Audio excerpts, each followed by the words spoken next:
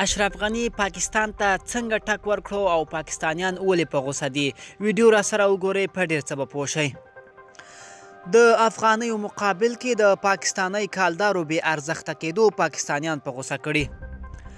د پاکستان د مسلم لیگ ګوند مشرانو خواجه آصف او احسان اقبال د پاکستان پر اوسنی حکومت انتقاد کړی چې د دوی د ناکاره اقتصادي پالیسیو او له ګاونډیو سره د ناسمو اقتصادي اړیکو له وجې کالداره د افغانیو پر وړاندې په بېساري ډول راولیدلې ده. د مسلم لیگ ګوند یو جګپوړی غړی احسان اقبال پر عمران خان تور لګوي چې په اقتصاد نه پوهیږي. د نیپال معیشت له موږ نه مخکې دی، حتی دا چې اوس د افغانستان کرنسي هم له موږ نه مخکې له روپۍ نه ګرانه ده. دا وخت یوه پاکستاني روپۍ د نیمې افغانۍ نه هم کم ارزښت لري او په کابل کې زره پاکستاني روپۍ په شاوخوا 480 افغانیو اړول کیږي.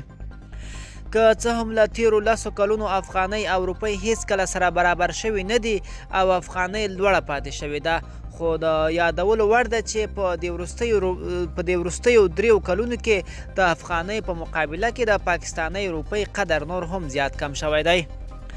دا چې افغانستان په دې موده کې څنګه وکړای شو چې خپله د کرنسۍ بیه جګه وساتي، د اقتصاد پوهانو په وینا یوه وجه یې کیدای شي چې دا وي چې افغانستان د پاکستان غوندې غټې نړیوالې قرضې نه لري او بل دا چې ورسره زیاتې بهرنۍ مرستې هم کیږي.